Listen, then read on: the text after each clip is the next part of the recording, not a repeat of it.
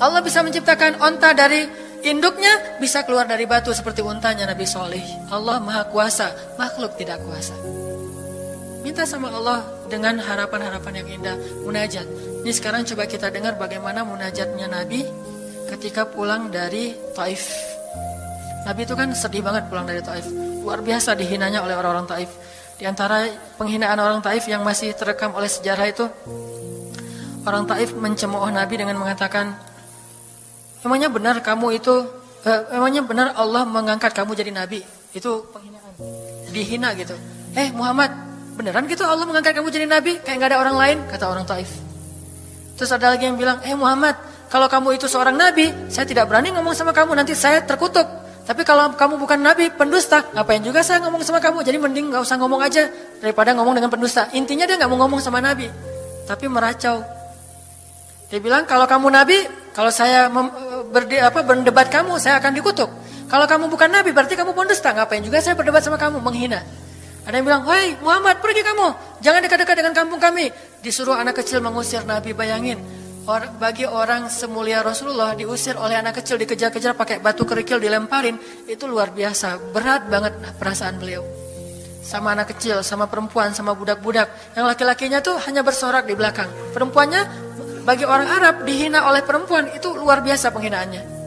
Makanya di Mesir, pengalaman saya ketika di Mesir, orang Mesir itu paling takut sama cewek. Di pasar kalau ada ibu-ibu yang belanja, Mang bungkusin yang ini. Dibungkusin, gak jadi deh yang itu aja, bungkus lagi, kayaknya gak jadi yang itu aja. Sampai 3 kali si emangnya gak boleh marah. Kenapa? Cewek. Itu di Mesir tuh. Kalau di kita, wah udah habis itu. Gak usah cewek yang sebaya, ibu-ibu aja bisa dihina di kita kan ya, nggak menghormati orang tua. Kalau di Mesir, perempuan apalagi yang udah umur usia orang tua itu sangat dimuliakan. Naik bus gitu, ada ibu-ibu orang Mesir kan gede-gede tuh, naik bus, ya naik bus aja, naik damri gitu susah. Akhirnya barang-barangnya pada diambil sama orang-orang di dalam, dia naik sendiri. Bismillah, masya Allah, gitu-gitu orang Mesir teh kalau naik damri. Pas udah di atas, semua orang berdiri mempersilahkan dia pilih tempat duduk yang mana. Itu budaya yang mungkin di Singapura juga, pas saya ke Singapura kayak gitu. Tapi kok di Indonesia agak-agak jarang nih. Sering ada laki-laki muda duduk di halte atau di mana tempat-tempat umum, sementara di sebelahnya ada ibu-ibu yang gendong anaknya, tapi nggak ada tempat duduk. Di mana rasa malu dan rasa penghargaan terhadap perempuan. Makanya kalau sampai seorang ribut dengan perempuan di tempat umum, itu di Mesir aib banget. Jadi kalau kita ramai sama seorang cewek atau seorang ibu-ibu di tempat umum, pasti orang-orang Mesir akan marahin kita, nggak marahin dia, walaupun dia yang salah. Ya aib kata orang Mesir. Aib jangan kayak gitu, aib jangan kayak gitu. Tapi kalau kita berantemnya sesama laki-laki, dia akan bilang sallu ala nabi, selawatlah kepada nabi. Kayak gitu cara mendamaikan pertengkaran di Mesir. Dan menurut survei kecil-kecilan saya, orang Mesir itu paling sering bertengkar di bus kalau lagi bulan puasa. Lapar soalnya. Itu sering banget, asal bulan puasa ramai di bus. Wah, orang Mesir kan suaranya kencang ya, kayak singa gitu. Wah, ramai di jam 2 orang. Akhirnya yang lain bilang, sallu ala nabi. Langsung, sallallahu alaihi wasallam. Lagi. Tapi dia sempat salawat dulu. Kalau di kita kan, apaan sih? Nggak ada hubungannya juga, nggak nyambung, keles gitu. Kalau di Mesir mereka paham. Kalau dibilang nabi, langsung mereka menghargai sallallahu alaihi wasallam. Terus marah lagi. Ya amin, sallu ala nabi, sallallahu alaihi wasallam. Lagi. Kadang-kadang saking marahnya, sallu ala nabinya sambil marah, sallallahu alaihi wasallam, saya bilang juga. Jadi sampai ada yang bertengkar 2 orang disikapin dengan bijak. Orang Mesir kalau marah tuh suka bilang keledai. Ya Ahmar, wahai keledai gitu. Terus yang orang bijak ini kayaknya educated, dosen gitu kayaknya, dia bilang, "Emangnya ada keledai selain engkau di sini?" Terus dia bilang, "Enggak ada." Ada. Apapun jawabannya salah. Memangnya ada keledai selain kamu di sini? Kalau dia bilang enggak ada, berarti emang kamu sendiri. Kalau dia bilang ada, berarti kamu juga keledai. Cerdas ya, luar biasa nih di Mesir. Saya dapat banyak luar biasa pengalaman. Intinya apa? Perempuan yang mengusir Nabi di Taif, perempuan, anak-anak, budak. Coba gimana perasaan Nabi? Itu benar-benar nelangsa banget, sedih banget begitu turun dari Taif. Nabi SAW kemudian istirahat, habis dikejar-kejar dari pagi sampai sore di kebun kurma. Nabi lagi istirahat, terus Nabi berdoa. Nih doanya saya bacain ya. Wahai Robku, kepada Engkaulah aku adukan kelemahan tenagaku dan kekurangan daya upayaku.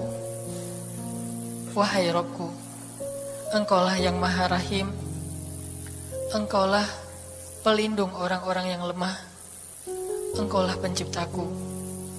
Kepada Engkau aku berserah diri ya Allah. Kepada musuh, kepada siapa Engkau akan menyerahkanku ya Allah? Kepada musuh yang akan mencelakaiku, atau kepada keluarga yang akan membantu urusanku? Tapi apapun itu, tidak ada keberatan bagiku asal Engkau tidak marah kepadaku. Mau diserahin ke musuh, gak apa-apa ya Allah. Mau diserahin kepada keluarga juga gak apa-apa. Yang penting Engkau gak marah ya Allah. Ini bahasa Nabi. Terus Nabi bilang, sedangkan kasih sayangmu maha luas bagiku. Aku berlindung dengan cahaya wajahmu yang mulia, yang menyinari langit dan menerangi segala yang gelap. Dan atasnya lah teratur segala urusan dunia dan akhirat. Dari Engkau menimpakan atas diriku kemarahanmu. Aku berlindung dari kemarahanmu ya Allah, dari juga azab-azabmu. Kepada Engkaulah aku adukan perihalku, sehingga Engkau ridho, tiada daya dan upaya melainkan dengan kekuasaanmu ya Allah. Tapi ini kalau kita baca dengan versi Arabnya lebih romantis lagi. Versi terjemah memang agak kaku. Kalau kita tahu bahasa Arabnya, ya Allah, tidak masalah aku diperlakukan kayak gini. Tidak masalah aku diusir, aku dihina, aku disakiti, aku dilempari, aku dikejar-kejar. Yang penting Engkau tidak marah kepadaku. Coba, gimana Nabi itu cinta sama Allah. Mendengar doa Nabi yang romantis banget sambil menitikan air mata, tubuhnya banyak bekas luka lemparan batu, bajunya itu kotor. Malaikat itu sampai gak tega, sampai Jibril turun. Wahai Muhammad, kata Jibril. Ya Rasulullah, wahai kekasih Allah, kata Jibril. Allah maha mengetahui apa yang telah terjadi pada dirimu terhadap orang-orang ini. Allah telah memerintahkan malaikat gunung untuk mentaati perintahmu ya Rasulullah. Kata malaikat, jadi kayak ada seorang anak yang nangis sedih, tiba-tiba datang ayahnya ngelus-ngelus gitu, menenangkan dia. Ya Rasulullah, Allah udah memerintahkan malaikat gunung kok, jadi menghibur gitu. Jangan sedih ya Rasul, jangan sedih, gak apa-apa. Itu malaikat gunung udah siap tuh, apapun yang kamu perintahkan. Langsung malaikat gunung siap-siap gitu. Terus kata malaikat gunung, ya Rasulullah, wahai kekasih Allah, perintahkan saja kepada kami apapun. Jika engkau mau, kami akan timpakan 2 gunung ini kepada penduduk Taif, sehingga mereka mati terhimpit oleh gunung-gunung yang kami timpakan. Perintahkan ya Rasulullah, perintahkan. Kata Rasulullah, tidak wahai para malaikat. Kalaupun mereka tidak beriman hari ini, aku berharap kepada Allah, anak cucu mereka kelak akan beriman. Nabi gak sakit hati kepada orang Taif. Dan Nabi juga tidak marah kepada Allah ketika beliau diperlakukan oleh hamba-hamba Allah kayak gitu. Tetapi yang penting Allah jangan marah sama saya ya. Kalau bahasa kita mah, ya Allah maaf ya saya jadi kayak gini nih. Tapi Allah gak marah kan? Gitu banget tuh sama Allah coba. Dia udah habis-habisan, kemudian belum berhasil dakwahnya, masih takut sama Allah. Kayak kita ngedakwahin teman kita, terus kita dicela sama teman kita, dimusuhi oleh teman kita gak marah sama dia, gak marah sama Allah. Gak bilang, Allah itu sih susah ya dakwah. Gak ngomong kayak gitu. Ya Allah maaf ya dia belum menerima dakwah saya. Ini pasti karena saya gak benar nih nyampainya. Ya Allah jangan marah ya sama saya, besok saya coba lagi gitu sama Allah. Terus ke orangnya gak marah karena mungkin dia fa'innahum la ya'lamun, mereka tidak mengerti. Besok akan dicoba lagi, didakwahin lagi, diajak lagi, terus aja kayak gitu. Ini munajat Nabi kepada Allah SWT. Sehingga gara-gara munajat itu malaikat turun. Sama kayak munajat curhatnya Nabi Yunus. La ilaha illa anta subhanaka inni kuntu minadh zalimin. Subhanallah. Nabi Yunus tuh bermunajat di dalam perut ikan, lirih banget, suaranya tuh pelan banget. Tapi suara yang pelan itu menggetarkan arasy Allah Subhanahu wa taala. Kita udah teriak-teriak pakai mic, gak ada yang bergetar. Nabi Yunus kalimatnya sederhana, tetapi dari hati banget. Benar-benar curhat. Ya Allah, tidak ada ilah selain Engkau. Aku ini udah zalim terhadap diriku sendiri. Ya Allah, maafin saya, maafin saya. Subhanallah, subhanallah, Engkau maha suci, saya ini kotor. Engkau maha suci, saya ini kotor. Terus saja sampai suara Nabi Yunus di dalam perut ikan, di dalam laut yang dalam itu menggetarkan arasy Allah di langit ke-7. Tiba-tiba malaikat arasy bertanya, suara siapa ini ya Allah? Begitu indah, begitu lembut, meminta ampun kepadamu ya Allah. Kata Allah, itu suara hambaku Yunus. Apa yang dia minta? Ya Allah, dia minta ampun kepadaku. Ya Allah, please ampunin dia. Ya Allah, please, kata malaikat-malaikatnya. Semua malaikat meminta ampun untuk Yunus alaihissalam. Sehingga kemudian Allah mengatakan, ya sudah, aku ampuni dia. Tiba-tiba Nabi Yunus diselamatkan. Curhat sama Allah. Kalau ada masalah, bilang ke Allah. Apapun, ya Allah, duduk sambil bersandar di pohon. Ya Allah, coba buka surat Al-Qasas. Gimana Nabi Musa itu suka curhat kepada Allah. Surat Al-Qasas, surat 28 ya. Ayat nih ya. Ayat 16 coba. Ketika Nabi Musa nggak sengaja bunuh orang Kipti, Egyptian. Rabbi, ini zalamtu nafsi, faghfirli ya Rabbi. Ya Rabbi, saya tuh udah zalim, maafin saya ya Allah, ampuni saya. Ada masalah dikit, ngomong ke Allah. Habis ada kesalahan, ngomong ke Allah. Terus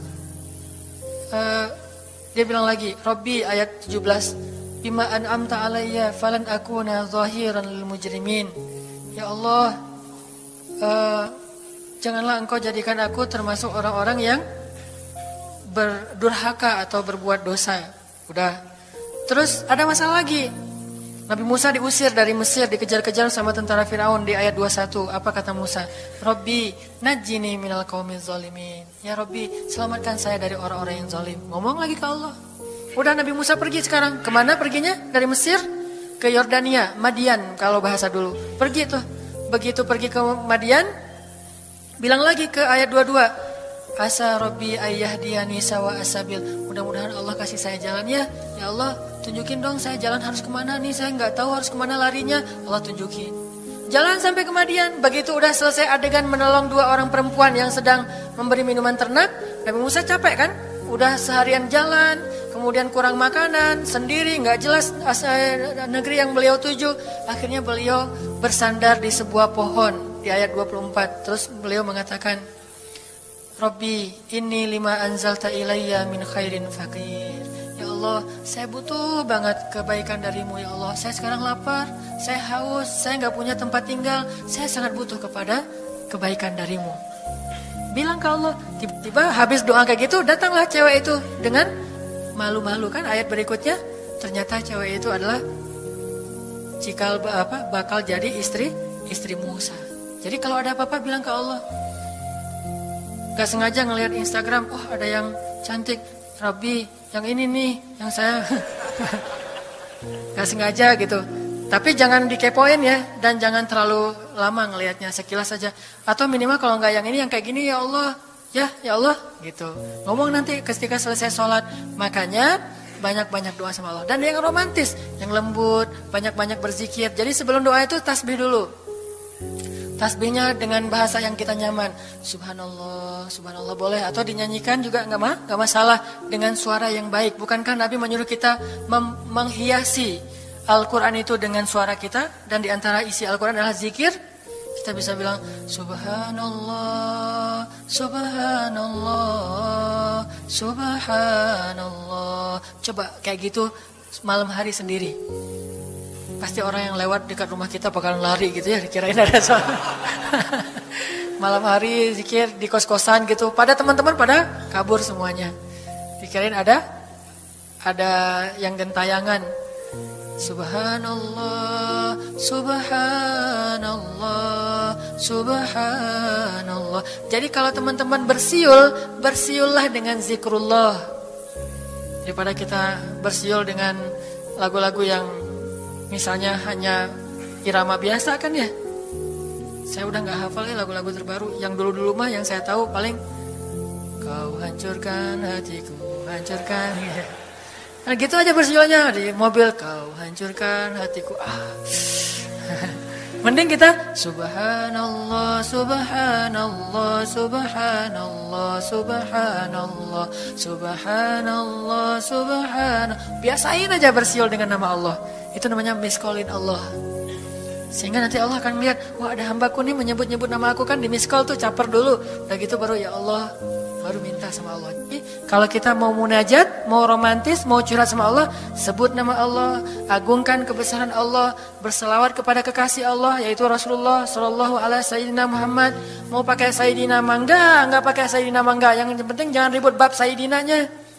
Mau doa aja, enggak ada tuh sayyidina, rame kan? Enggak berdoa ada jadi debat kan ya? Komen, udah aja enggak apa-apa. Mau pakai sayyidina mangga, enggak pakai sayyidina juga enggak masalah, tergantung mazhab.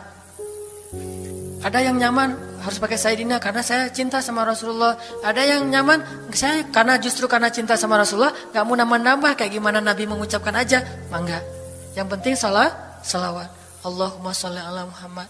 Allahumma sholli ala sayyidina Muhammad. Baru minta, ya Allah saya lagi ada masalah. Gini nih ya Allah. Sebutin, curhat sama Allah. Dengan demikian doa kita akan diijabah insya Allah. Tapi ini baru berapa nih? Baru 2 ya. Ada beberapa tips untuk doa yang powerful. Insya Allah ini akan kita lanjutkan pada pertemuan yang akan datang.